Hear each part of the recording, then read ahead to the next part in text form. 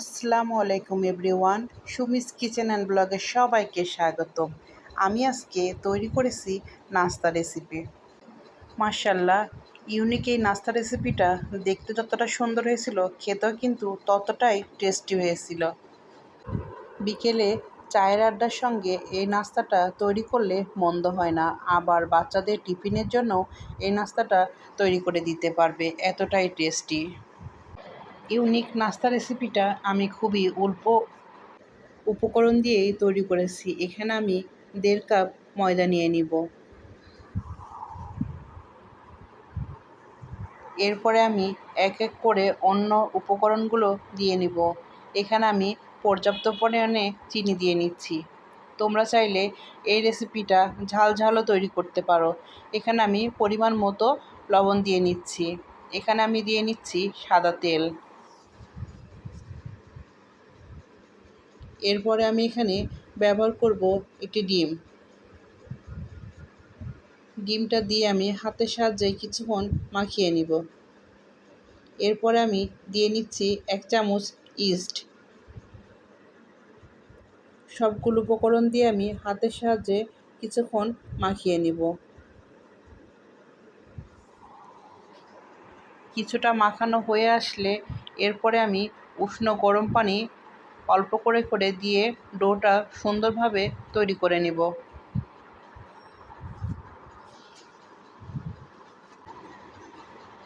ডোটা আমি হাতের সাহায্যে সুন্দর করে তৈরি করে নিয়ে 10 মিনিটের জন্য আমি রেস্টে রেখে দিব। রেস্টে রেখে দেওয়ার জন্য এখানে আমি আরও কিছুটা তেল দিয়ে ঢাকনা দিয়ে ঢেকে 10 মিনিটের জন্য রেস্টে রেখে দিচ্ছি। এরপরে আমি ফিরে আসব।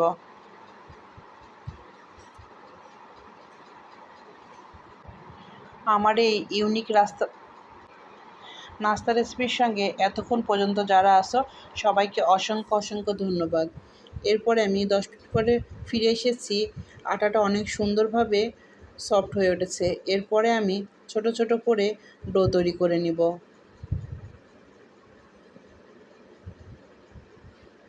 এরপরে আমি একটি কাগজের সঙ্গে তেল লাগিয়ে নিয়েছি। কাগজের উপরে ডোটা রেখে হাতের সাহায্যে গোল তৈরি করে নিব। তোমরা চাইলে বেলুন দিয়ে ওইটা রুটির মতো ছোট ছোট ডো তৈরি করে নিতে পারো। আমি হাতের সাহায্যে এটা তৈরি করে নিচ্ছি। এরপরে আমি একটি ডাল ঘুটনির লাঠি দিয়ে আমি মাঝখানে পয়েন্ট করে নিচ্ছি। এরপরে আমি চাকু দিয়ে চারিপাশ কেটে নিব।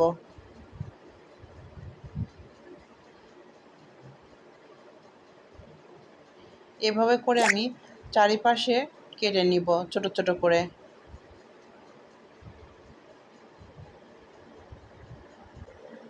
আমার এই রেসিপির এ পর্যন্ত যারা চলে এসেছো, এটি লাইক দিতে ভুলে গিয়েছো, অবশ্যই এটি লাইক দিয়ে ভিডিওর সঙ্গেই থাকবে। এরপরে আমি হাতের সাহায্যে এভাবে সুন্দর করে ইউনিক নাস্তার একটি ডিজাইন তৈরি করে নিচ্ছি।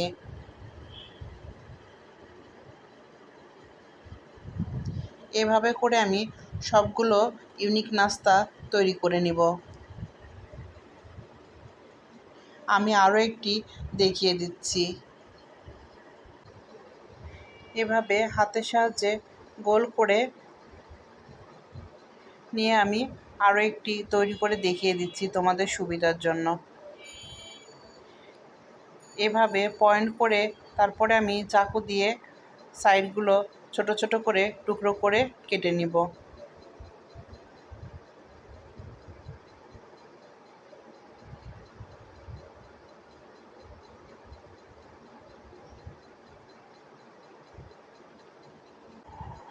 এভাবে করে আমি সবগুলো নাস্তা তৈরি করে নিব।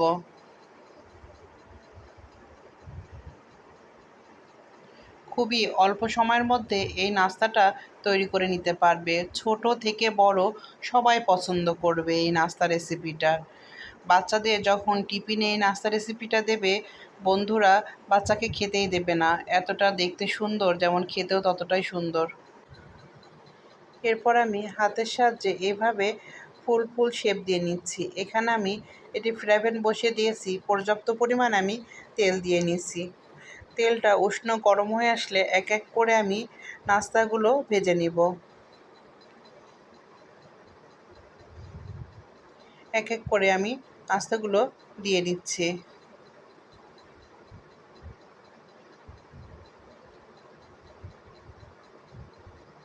এখানে আমি মিডিয়াম আঁচে ভাজবো, কারণ এখানে ডিম, ইস্ট দুইটাই ব্যবহার করা হয়েছে, যেন ভিতরটা অনেক সফট হয়।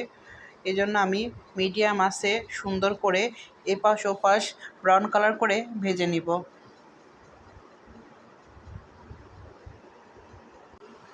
আমার রেসিপির এ পর্যন্ত যারা চলে এসেছো, এটি লাইক দিতে ভুলে গিয়েছো, অবশ্যই এটি লাইক দিয়ে ভিডিওর সঙ্গেই থাকবে। ইউনিক নাস্তা রেসিপিটা তোমাদের কাছে যদি ভালো লেগে থাকে, অবশ্যই ফ্যামিলির সঙ্গে শেয়ার করবে। আর যদি খুব বেশি ভালো লেগে যায়, আমার চ্যানেলটি সাবস্ক্রাইব করে আমার পাশেই থেকে যাবে। যে নাস্তাগুলো আমি বানিয়ে রেখেছিলাম সবগুলো এখানে দেওয়া কমপ্লিট। এরপরে আমি এক পাশ ব্রাউন কালার হয়ে গেছে, আমি অন্য পাশটা উল্টিয়ে দিচ্ছি। এখানে আমি এক এক করে নাস্তাগুলো উল্টিয়ে দিচ্ছি।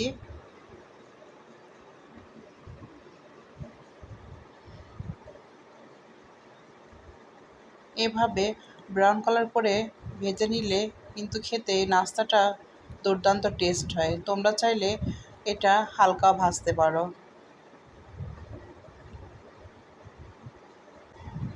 আমার এই নাস্তা রেসিপিটা তোমাদের কাছে কেমন লাগলো অবশ্যই কমেন্টের মাধ্যমে জানাবে।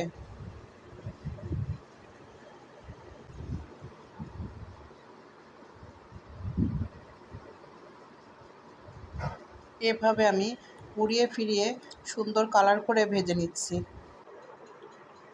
এখানে নাস্তাগুলো প্রায় ভাজা হয়ে আসছে। এরপর আমি এক এক করে তুলে নিব পরিবেশন পাত্রে।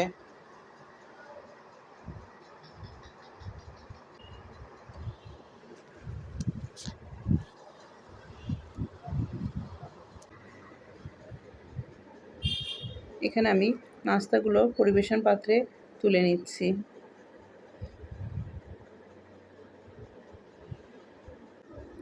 সবগুলো নাস্তা এখানে আমার তুলে নেওয়া কমপ্লিট।